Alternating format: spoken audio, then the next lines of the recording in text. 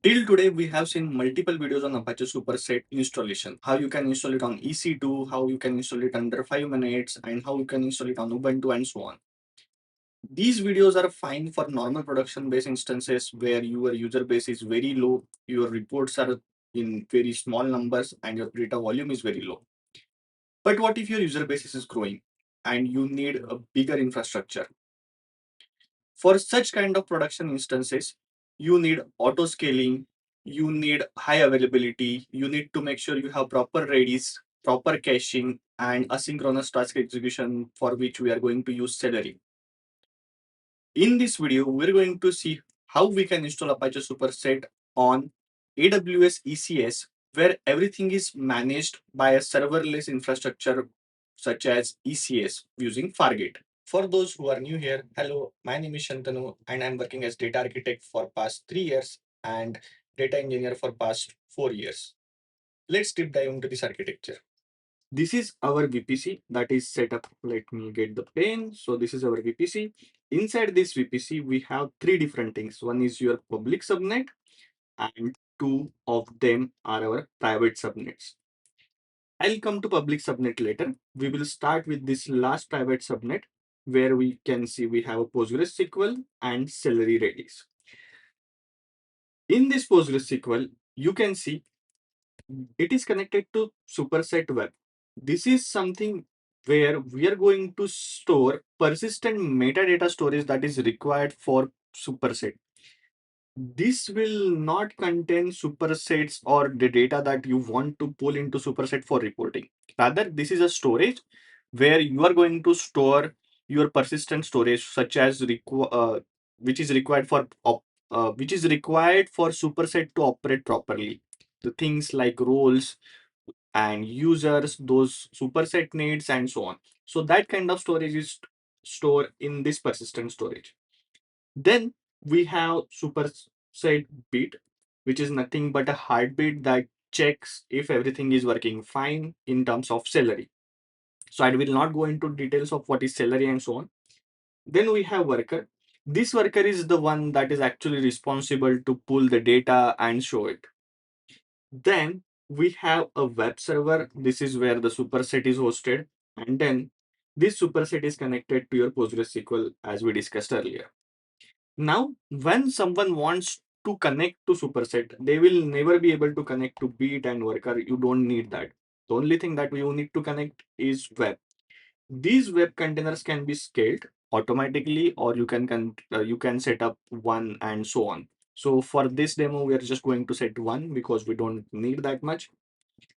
In front of this, you can see we have a public subnet where ALB is set up. So this is application load balancer, which is allowed to communicate to this. So if you want to communicate with the web server, you can only communicate with ALB. And this ALB is still in public subnet, but you need internet to access it, like from outside your subnet. That is why we have internet gateway, which is going to allow external traffic to connect to it. We have this route 53, but we are not going to consider this in that demo. But usually the standard practice is you have route 53 where your domain is there and this domain is pointed to this ALB via internet gateway, and then the traffic actually moves in a way where your users are here and users are going to resolve your domain, get the FQDN of ALB, move inside ALB, and then that ALB is pointed to a specific port for a specific container, which is having an internal IP address, that is private IP address, not the public one, and it will point to that web server.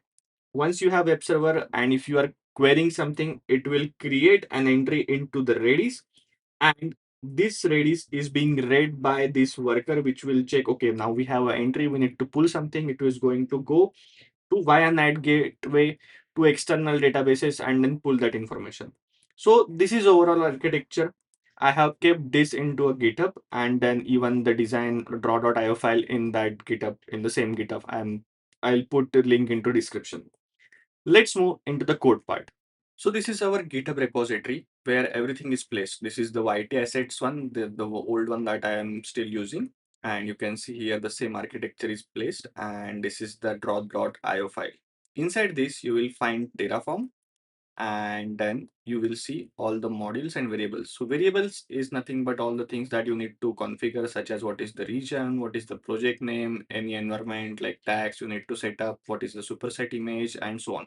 So the variables, those are same as normal programming variables that we use, but you can configure them here.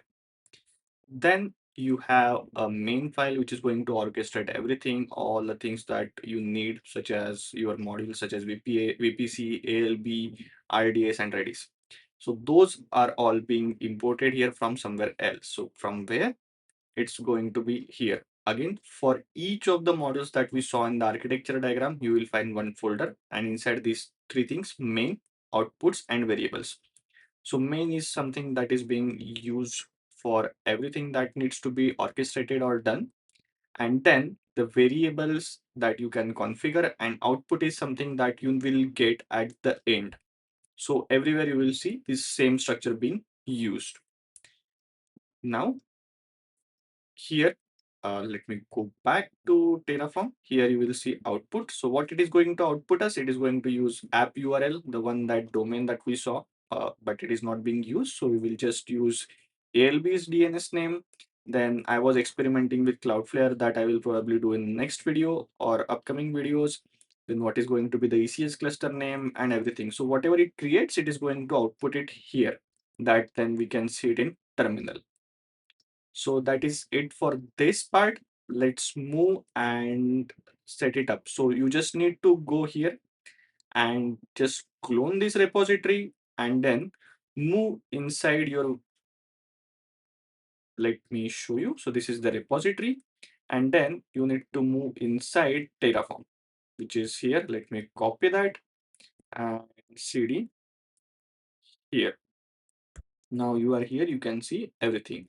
Make sure you have Terraform installed, AWS CLI installed, and you need to configure your credential of AWS. That is what I'm going to do now. So from here, I'm going to get access key and just paste it here. Let me clear it. So I have just set up access key, and I'm going to do Terraform init. This is something that you have to do first time.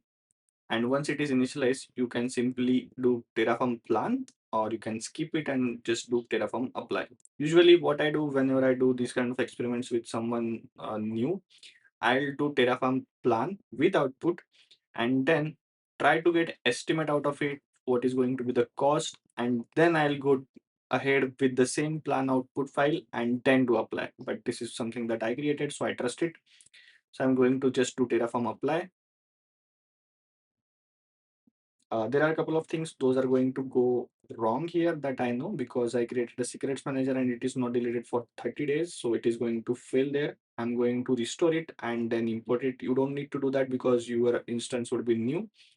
So either you can, if you are facing similar issues, you can rename it, or just restore it and then then import it. So I'll do that quickly. You don't need to do that. So it is now validating everything, whatever we have, all the states and everything.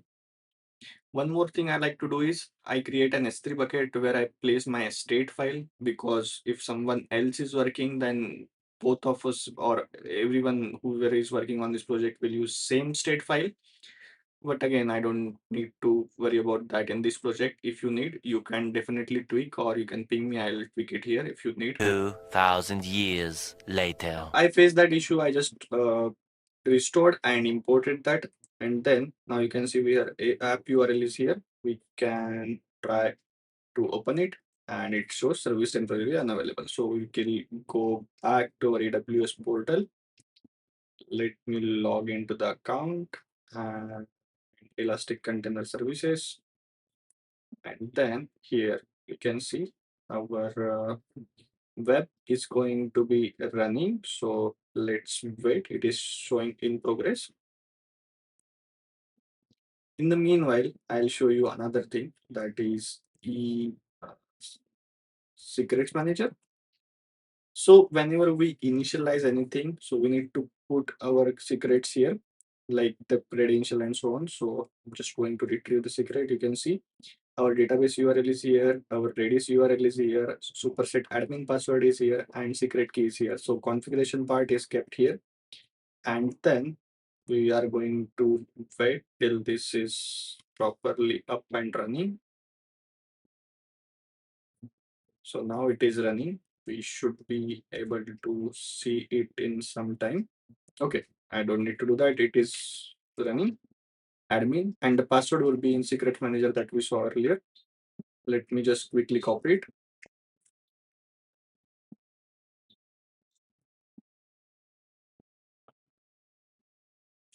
and it worked. So this is how we are going to set up our superset on ECS. If you like this video, please do like, share and subscribe. Thanks for watching. Bye.